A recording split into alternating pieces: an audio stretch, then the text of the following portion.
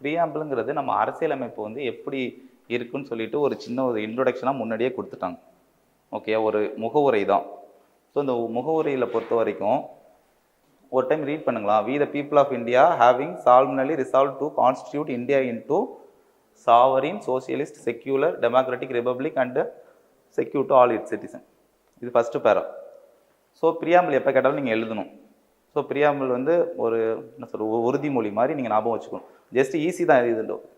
நம்ம இந்திய மக்கள் வந்து இந்தியாவை எப்படி வந்து உருவாக்க போகிறோன்னு ஒரு கனவு. எப்படி உருவாக்க போகிறாங்கன்னா சாவரின் கண்ட்ரியாக உருவாக்க போகிறாங்க. சாவரின் கண்ட்ரினா நம்ம வந்து எந்த நாட்டுக்கும் அடிமை கிடையாது, நம்மளும் எந்த நாட்டையும் அடிமைப்படுத்தல். நம்ம வந்து ஒரு இண்டிபெண்டன்ட் ஸ்டேட்.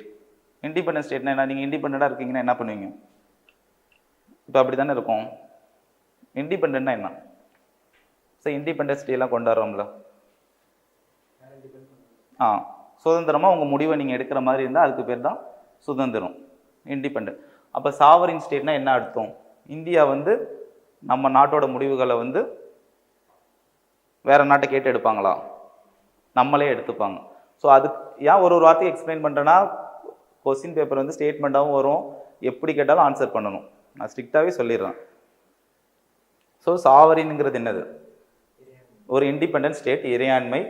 இறையாண்மைக்கு என்ன அர்த்தம்னா, இந்திய நாடு அதோட முடிவுகளை வந்து அதுவே எடுத்துக்கும், எந்த நாட்டையும் டிபெண்ட் பண்ணி இருக்காது.